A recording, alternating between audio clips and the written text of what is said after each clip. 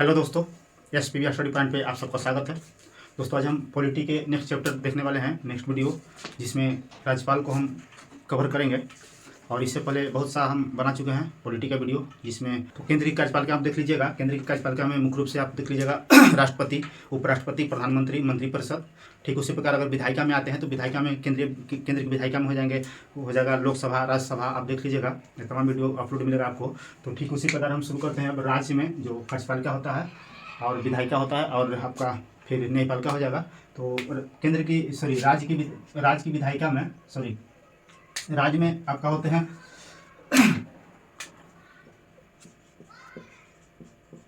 विधानमंडल, और इसी में 3 पार्ट्स होता है।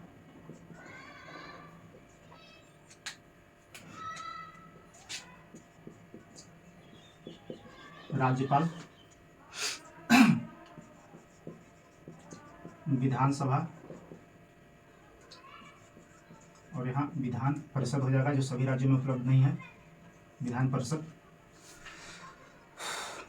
ये आपका 2 पार्ट हो जाएगा। राज्य की विधायिका, और यहाँ पे राज्यपाल के साथ साथ आप ले सकते हैं, और एक मुख्यमंत्री हो जाएंगे।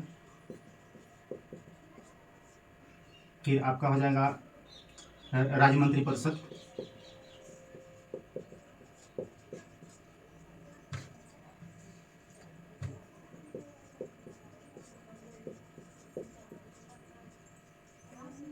और इसी तरह महाधिवक्ता,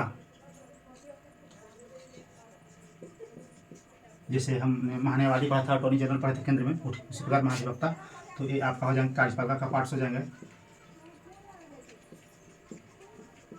एक कार्यपालिका के तहत आ जाएंगे और विधायिका के तहत आ जाएंगे। तो अभी हम कार्यपालिका शुरू करते हैं। कार्यपालिका में पहला राज्यपाल आते हैं, इसके बाद मुख्यमंत्री देखेंगे, फिर राज्य मंत्रिपरिषद नहीं अति ये आप जब देख लीजिएगा केंद्र मंत्रिपरिषद का, जो हम केंद्रीय मंत्रिपरिषद या मंत्रिमंडल के वीडियो बनाए हैं, उसको देखिएगा तो आपको यहाँ समझने की कोई मतलब डिटेल इसमें नहीं है। सेम उसी प्रकार से आपको राज्य मंत्रिपरिषद में भी सिस्टम लागू होता है। यहाँ पे महाधिवक्ता की बात करें तो महाधिवक्ता, जिस पर आपने अटॉर्नी जनरल महान्यायवादी देखें केंद्र में, उसी प्रकार महाधिवक्ता का पोस्ट होता है, सेम उसी सिमिलर होता है। इसलिए इसको भी हम नहीं पढ़ाएंगे, इसको भी नहीं पढ़ाएंगे। राज्यपाल पढ़ा देंगे, मुख्यमंत्री पढ़ा देंगे, उसके बाद हम विधानसभा विधान परिषद शुरू करेंगे। तो आइए राज्यपाल शुरू करते हैं। और बस इसको अनुच्छेद वाइज हम देखेंगे तो बहुत इजीली याद हो जाएगा। और बहुत सारे दोस्तों को राष्ट्रपति या राज्यपाल में कन्फ्यूजन होता है, कहीं कहीं क्वेश्चन पूछता है कि क्षमादान, कौन सा क्षमादान राज्यपाल को प्राप्त नहीं है, या मतलब कौन सा है पोस्ट जिसको आपको तो राज्यपाल का ही वो पोस्ट है जिसको आप महाभियोग द्वारा नहीं हटाया जा सकता है, इसमें महाभियोग कार्य नहीं करेगा। तो आइए इस तरह से इस तरफ हमने अनुच्छेद सजाया है, और इधर जो होगा डिटेल उसको बताते चलेंगे। तो अनुच्छेद 152 कहता है कि राज्यपाल का पद होगा, राज्यपाल का पद का वर्णन यहाँ मिलता है अनुच्छेद 152 में, राज्यपाल का पद का वर्णन मिलता है। आगे बात करते हैं 153 के। तो 153 कहता है कि राज्यों के लिए राज्यपाल होगा, राज्यों के लिए राज्यपाल, और इसी में होता है कि एक या एक से अधिक राज्यों के लिए एक ही व्यक्ति राज्यपाल हो सकता है। तो एक कहता है कि एक या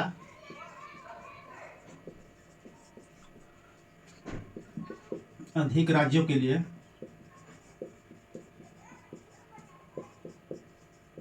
एक राज्यपाल होगा। तो यहाँ 2 पॉइंट याद रखिएगा 153 में कि राज्यों के लिए राज्यपाल होता है, और साथ ही एक या एक से अधिक राज्यों के लिए राज्यपाल होगा। ये आपको 7वां संविधान संशोधन, ऐसा प्रावधान जो एक या एक से अधिक राज्यों के लिए एक राज्यपाल होगा, ये आपका 7वां संविधान संशोधन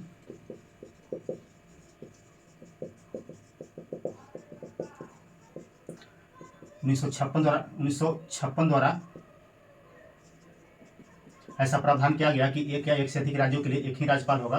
ये 7वां संविधान 1956 द्वारा इसका प्रावधान किया गया। तो आप याद रखिएगा, कहीं कहीं ये क्वेश्चन अगर डाल दिया तो बहुत लोग कॉम्प्लिकेटेड मानते हैं। तो आप याद रखिएगा कि 153 में कहा गया है कि राज्यों के लिए राज्यपाल तो होगा ही, बट एक या एक से अधिक राज्यों के लिए राज्यपाल एक ही व्यक्ति हो सकता है, जिसको 7वां संविधान 1956 द्वारा इस तरह प्रावधान लाया गया था।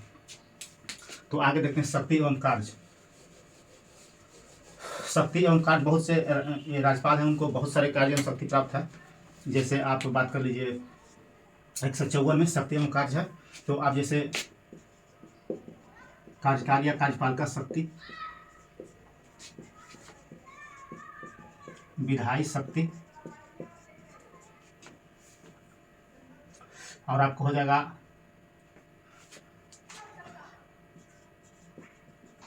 वित्तीय शक्ति, फिर आपका हो जाएगा स्वविवेक शक्ति,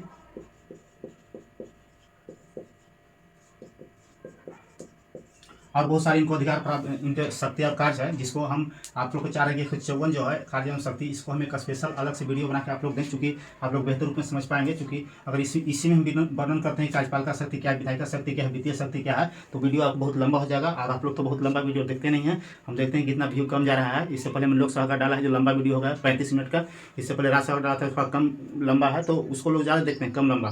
ज़्यादा अगर जो लंबा वीडियो होता है उसको लोग बहुत कम देखते हैं, तो हम इससे ज़्यादा लंबा नहीं करना चाहते हैं। इससे आप लोग मोटा मोटी मान लीजिए कि कार्यपालिका शक्ति एवं कार्य, कार्यपालिका शक्ति होता है, विधायी शक्ति होता है, वित्तीय शक्ति होता है, सुविवेक शक्ति होता है, और बहुत सारी शक्ति हैं जिसको हम एक अलग सेपरेट वीडियो बना देंगे, तो इसको उसमें आप देख लीजिएगा। और एक क्वेश्चन बहुत फंसाता है, हम बताना भूल गए थे, शुरुआती में बताना चाहिए था, होता है कि राज्यपाल के पद कहाँ से लिया गया है। राज्यपाल का पद किस देश के संविधान से लिया गया है?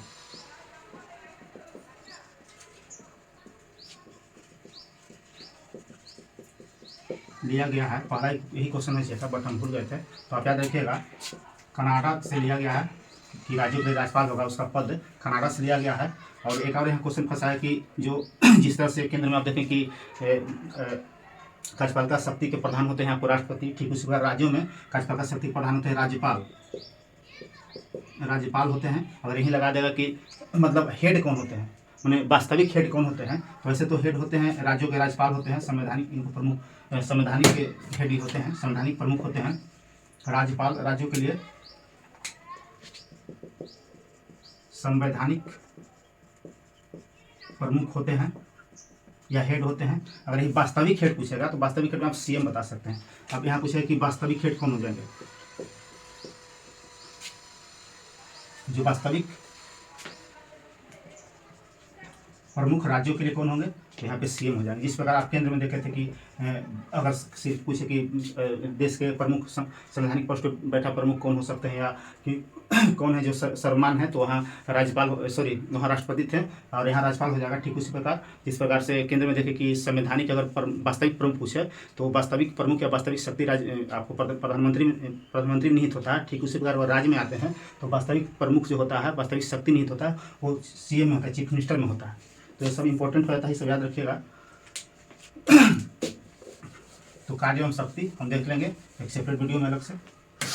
आते हैं नियुक्ति के पास, तो अनुच्छेद 154 के तहत इनकी नियुक्ति। तो यहाँ पे बस एक ही क्वेश्चन पूछेगा कि राज्यपाल की नियुक्ति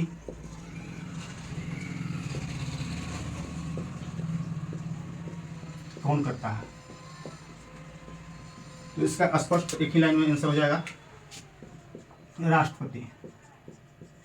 राष्ट्रपति इनकी नियुक्ति करते हैं। तो याद रखिएगा राष्ट्रपति 154 अनुच्छेद 154 के तहत राज्यपाल की नियुक्ति करते हैं। और अभी किसके सलाह पे, ये केंद्र के मंत्रिपरिषद के सलाह पे,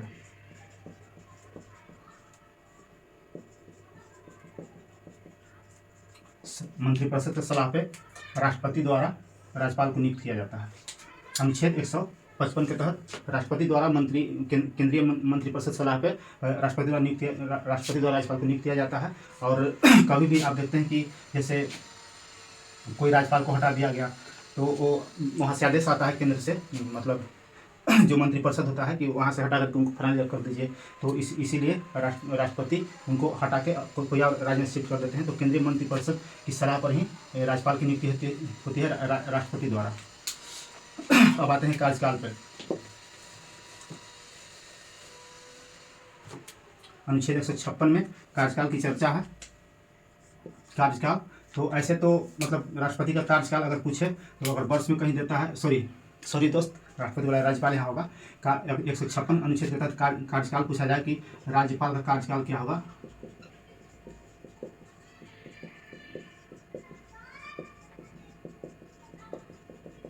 तो ऐसे हम लोग सिंपल भाषा में या सिंपली हम लोग आंसर दे सकते हैं कि 5 वर्ष इनका कार्यकाल हो सकता है, 5 वर्ष। मगर कहीं ऑप्शन में आपको देखे कि 1 वर्ष, 2 वर्ष, 4 वर्ष, 5 वर्ष, तो 5 वर्ष आंसर होगा। मगर अगर ये दे दे ऑप्शन में कि राष्ट्रपति के प्रसाद पर्यंत,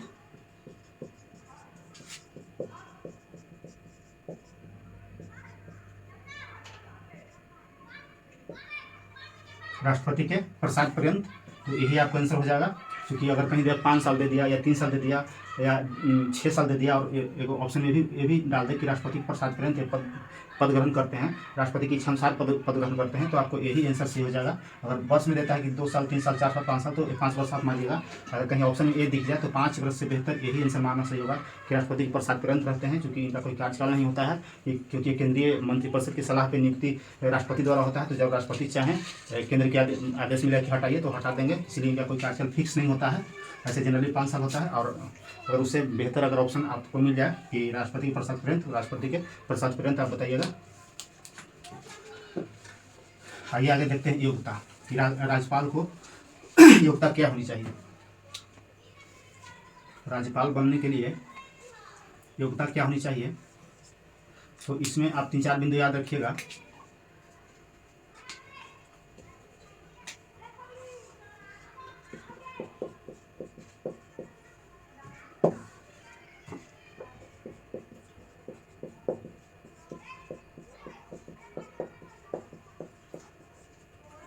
कौन सा व्यक्ति राज्यपाल बन सकता है, तो 5-6 पॉइंट, 2-4 पॉइंट याद रखिएगा। जैसे तो सभी में लागू होता है। इससे पहले भी हमने देखा कि जो राज्यसभा सदस्य होते हैं उनको बनने के लिए किसी भी देश का नागरिक होना चाहिए, देश का नागरिक होना चाहिए राज्यसभा सदस्य बनने के लिए, लोकसभा सदस्य बनने के लिए देश का नागरिक होना चाहिए।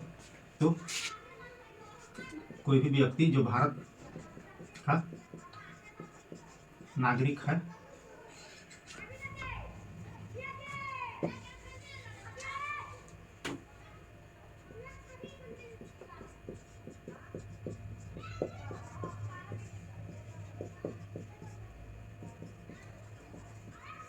दूसरा पॉइंट कहता है कि 35 वर्ष उम्र पूरा कर चुका हो।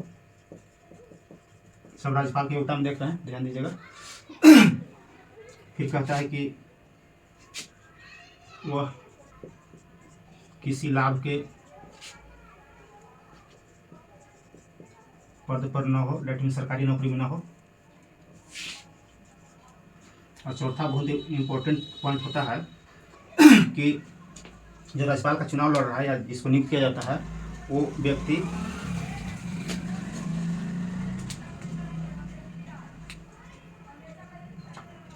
व्यक्ति न ही संसद सदस्य, मतलब राज्यसभा या लोकसभा एवं राज्य विधानमंडल का सदस्य, जैसे कि विधान परिषद एवं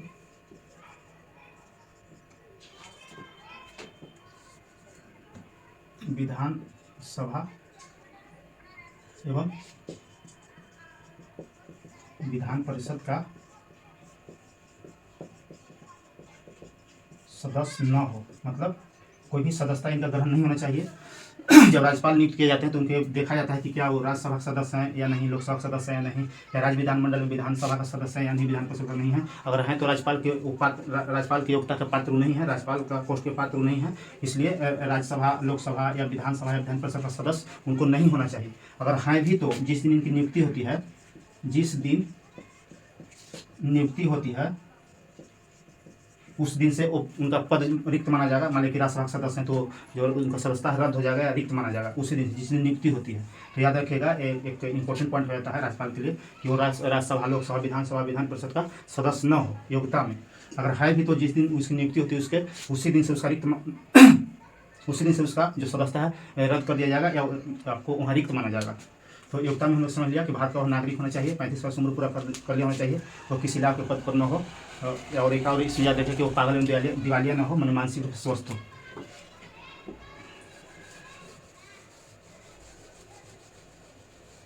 अब आते हैं अनुच्छेद 158 में।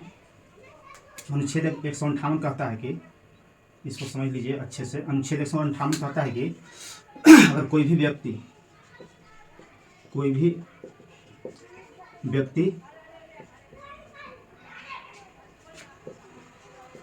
एक या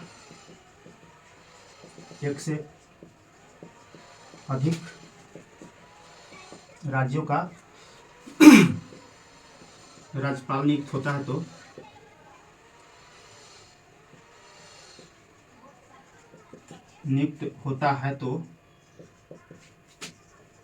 उसे उसी अनुपात में, बहुत क्वेश्चन पूछता है, आपको मिल जाएगा तो बहुत परेशान करता है, क्योंकि लोग समझ नहीं रहते हैं तो गलती कर देते हैं। तो उसे उसी अनुपात में वेतन या भत्ता मिलेगा जिस अनुपात में राष्ट्रपति आदेश करेंगे।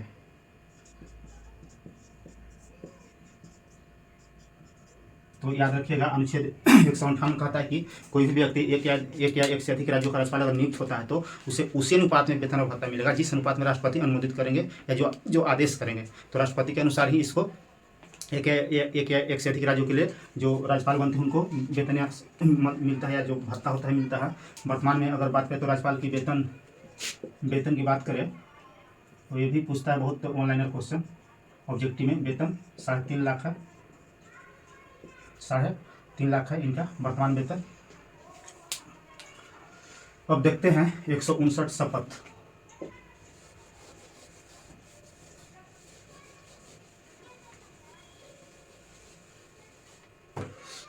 अब देखते हैं 159 शपथ। तो शपथ तो आप मान के चलिए कि जो भी राज्यपाल बनेंगे तो वो संवैधानिक प्रमुख होते हैं राज्यों का। तो इनके सबसे ऊपर तो यही है राज्य में, तो इनको शपथ कौन दिलाएंगे? शपथ मुख्यमंत्री दिला नहीं सकते हैं, क्योंकि मुख्यमंत्री राज्यपाल से नीचे आते हैं वरीयता क्रम में, और सबसे सीनियर होते हैं तो संवैधानिक प्रमुख राज्यपाल होते हैं। तो यहाँ एक होते हैं हाई कोर्ट के मुख्य न्यायाधीश।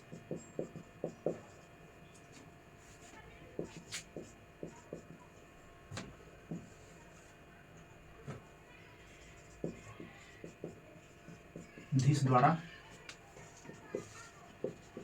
राज्यपाल को शपथ दिलाया जाता है। तो ये सब बहुत इंपॉर्टेंट क्वेश्चन हो जाता है, क्योंकि यहाँ आता है तो बहुत लोग फंस जाते हैं, न्यायाधीश या राष्ट्रपति मार देते हैं। तो याद रखिएगा कि 159 के तहत, अनुच्छेद 159 के तहत जब शपथ होगा राज्यपाल का तो संबंधित राज्य के, और यहाँ जोड़ना भूल गए थे, संबंधित राज्य के हाई कोर्ट के मुख्य न्यायाधीश द्वारा राज्यपाल को शपथ दिलाया जाएगा। तो याद रखिएगा 159 शपथ हो गया बस। और आप अनुच्छेद वाइज पढ़िएगा तो सब याद रहेगा और हमेशा के लिए याद रहता है। आप डायरेक्ट पढ़ने बैठ जाएगा तो नहीं याद होगा, क्योंकि राज्यपाल और राष्ट्रपति बहुत कन्फ्यूजन होता है लोगों को। तो इसीलिए अनुच्छेद वाइज किसी चीज़ को पढ़िएगा तो बहुत ज़्यादा याद होता है, साथ ही अनुच्छेद भी याद रहता है।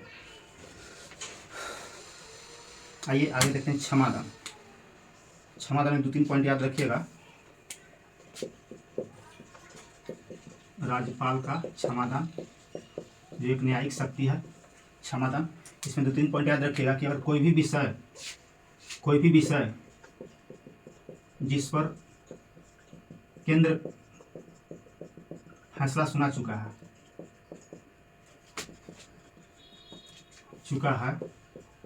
उस विषय पर राज्यपाल क्षमादान नहीं कर सकते हैं।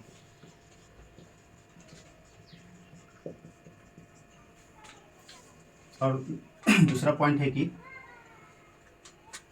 एक केंद्रीय विषय पर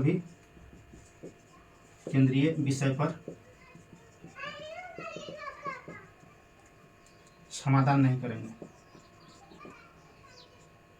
और तीसरा पॉइंट है कि मृत्युदंड कोई क्षमा नहीं कर सकते हैं।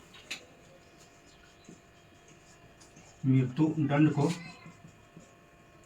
क्षमा करने का अधिकार इनको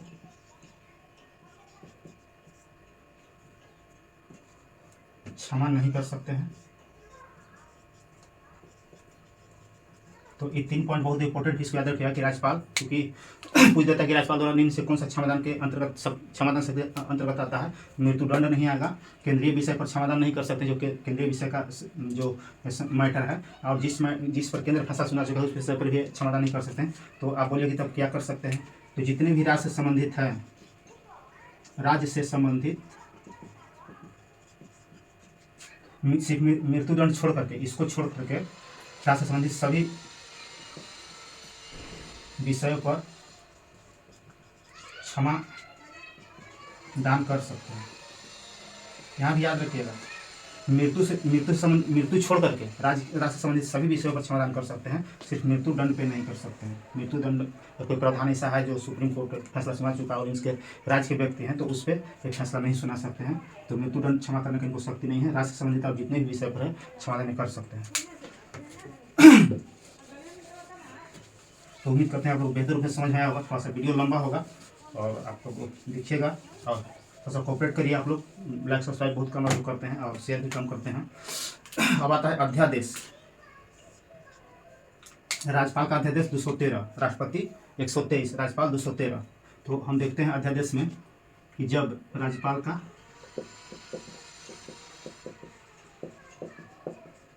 अध्यादेश 213, तो इसमें हम देखते हैं कि जब विधानमंडल, जो जैसे केंद्र में हम देखें कि राष्ट्रपति का क्षमादान 123 के तहत है, तो उस टाइम देखते थे कि जब संसद का कोई भी सदन सत्र में नहीं है तो वहाँ पे आप कोई भी अगर आवश्यक कानून बनाने की जरूरत पड़ गई तो राष्ट्रपति द्वारा 123 के तहत अध्यादेश ला करके उसको कानून बनाते थे। ठीक उसी प्रकार यहाँ जब विधानमंडल सत्र में न हो, विधानमंडल कोई भी सदन सत्र में न हो, जैसे विधानसभा और विधान परिषद, विधानमंडल सत्र में न हो, तब अगर कोई भी आवश्यक कानून बनाने की जरूरत पड़ जाता है जो इम्पोर्टेंट हो जाता है कि नहीं ये राज्य के लिए कानून है जो जरूरी है बनाना, तो इस स्थिति में राज्यपाल द्वारा अध्यादेश जारी किया जाता है। देखा कि जो राज्यपाल का अध्यादेश जारी होता है अनुच्छेद 213 के तहत, जब विधानसभा सत्र में न हो और कोई इंपॉर्टेंट मुद्दा पे कानून बनाने की जरूरत पड़ गई तो राज्यपाल द्वारा आदेश जारी किया जाता है। और इससे आप क्वेश्चन आता है कि जब संसद सत्र शुरू होगा तो कब तक वैलिड रहेगा। तो 6 सप्ताह तक विधानमंडल का सत्र शुरू होगा। जब खाली था तो आपने, जब विधानमंडल सत्र में नहीं था, खाली था विधानसभा विधान परिषद, तो आपने उस टाइम अध्यादेश जारी किया था। कब तक फिर वैलिड रहेगा, तो ये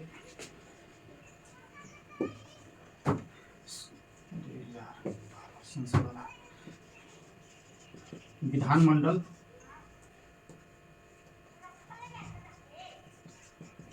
का सत्र शुरू होने से 6 सप्ताह तक वैध रहता है। बहुत बारी क्वेश्चन पूछा है, बहुत इस बार गलती लोग करते हैं। तो 6 सप्ताह तक ही वैध रहता है, 6 सप्ताह के बाद खत्म हो जाएगा। तो इस तरह से हमने अध्यादेश देखा जो राज्यपाल द्वारा 213 अनुच्छेद के तहत जारी किया जाता है। अगर इस पर राष्ट्रपति जाए तो 123 के तहत जारी किया जाएगा। अब आगे देखते हैं 233 कहता है कि अनुच्छेद 233 में कहा जाता है कि जो जिला जज की नियुक्ति होती है, डिस्ट्रिक्ट कोर्ट जितना भी वहाँ जजों की नियुक्ति होती है, तो ये नियुक्ति राज्यपाल द्वारा ही होता है। जो हाई कोर्ट के मुख्य न्यायाधीश होते हैं उनके सलाह पर जिला जज की नियुक्ति आपको राज्यपाल करते हैं। तो जिला जज की नियुक्ति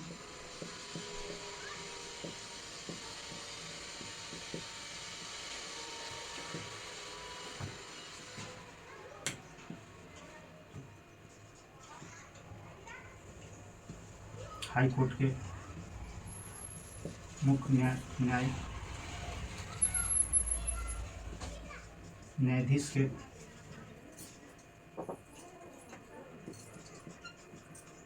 सलाह पर राज्यपाल द्वारा किया जाता है। तो जिला जज की नियुक्ति बहुत बार पूछा है क्वेश्चन। जिला जज की नियुक्ति 233 के तहत राज्यपाल द्वारा किया जाता है, जो होते हैं हाईकोर्ट मुख्य न्यायाधीश की सलाह पर। आगे कहता है 333, आप एक पढ़े होंगे, केंद्र में पढ़े होंगे कि 231 था, जो एंग्लो इंडिया को नियुक्त कर मनोनयन करने का राष्ट्रपति का अधिकार था। ठीक उसी प्रकार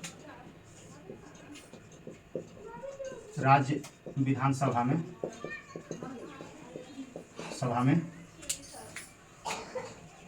एक एंग्लो इंडियन का की नियुक्ति राज्यपाल द्वारा किया जाता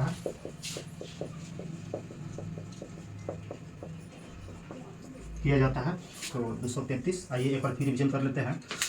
अनुच्छेद राज्यपाल से संबंधित अनुच्छेद है। अनुच्छेद 152 कहता है कि एक राज्यपाल का जो पद है, पद का वर्णन करता है 152। अनुच्छेद 153 कहता है कि राज्यों के राज्यपाल होगा, और राज्यों के राज्यपाल के साथ एक या एक से अधिक राज्यों का राज्यपाल अनुच्छेद 153 से जिक्र मिलता है। इसको 7वां संविधान संशोधन 156 द्वारा जोड़ा गया था कि एक या एक से अधिक राज्यों के लिए एक व्यक्ति राज्यपाल रह सकता है। अनुच्छेद 154 कहता है सप्तम कार्य को हम अगले वीडियो में देख लेंगे, और 10 से 12 मिनट का वीडियो होगा, क्योंकि बहुत सारी शक्ति, विधायी शक्ति, कार्यपालिका शक्ति, न्यायिक शक्ति, स्वविवेक शक्ति, आपको बहुत सारी शक्ति हैं, उसको हम देख लेंगे। अनुच्छेद 155 में नियुक्ति की चर्चा है, जो राज्यपाल की नियुक्ति केंद्रीय मंत्रिपरिषद की सलाह पर राष्ट्रपति द्वारा किया जाता है। अनुच्छेद 156 कहता है कार्यकाल आपका 5 वर्ष निर्धारित किया गया है, बट अगर बीच में भी केंद्रीय मंत्रिपरिषद का आदेश होगा कि उस फलाने राज्य से राज्यपाल को हटा दीजिए, राष्ट्रपति को कहा जाएगा, तो राष्ट्रपति द्वारा इसे हटाया जा सकता है। अगर वर्ष में है कि 1 वर्ष, 2 वर्ष, 4 वर्ष, 5 वर्ष, तो 5 वर्ष से हमारे कार्यकाल में अगर यही आ जाए कि राष्ट्रपति के प्रसाद पर्यंत, राष्ट्रपति के प्रसाद पर्यंत, और राष्ट्रपति के प्रति जवाबदेही भी होते हैं, इसलिए कार्यकाल में राष्ट्रपति के प्रसाद पर्यंत बेहतर ऑप्शन होगा। 156 में योग्यता कहता है कि भारत का नागरिक होना चाहिए, 35 वर्ष उम्र पूरा कर लिया होना चाहिए, और वो संसद या विधानमंडल का सदस्य नहीं होना चाहिए। 158 कहता है कि अगर एक या एक से अधिक राज्य का राज्यपाल नियुक्त होता है तो उसको उस अनुपात में वेतन में भत्ता दिया जाएगा जिस अनुपात में राष्ट्रपति अनुमोदित करेंगे या आदेश करेंगे। 159 कहता है शपथ में जो संबंधित राज्य के हाईकोर्ट के मुख्य न्यायाधीशों के द्वारा शपथ राज्यपाल को दिलाया जाएगा। क्षमादान कहता है कि क्षमादान जो केंद्रीय विषय की सूची उस पर क्षमादान नहीं कर सकते हैं, मृत्युदंड को क्षमादान नहीं कर सकते हैं, तो किसको क्षमादान कर सकते हैं, तो राज्य से संबंधित जितने भी होंगे मृत्युदंड छोड़ करके राज्य से संबंधित विषयों पर क्षमादान कर सकते हैं। अध्यादेश जब विधानमंडल सत्र में नहीं होगा तो अध्यादेश जारी करेंगे, और जब विधानमंडल सत्र में आ जाएगा 6 सप्ताह के अंदर खत्म हो जाएगा, उनके द्वारा जो बनाया गया कानून होगा वो खत्म हो जाएगा स्वतः ही 6 सप्ताह के अंदर। 233 कहता है कि जिला जज की नियुक्ति, तो जिला जज की नियुक्ति हर एक डिस्ट्रिक्ट में एक जज होते हैं, उसकी नियुक्ति राज्यपाल करेंगे।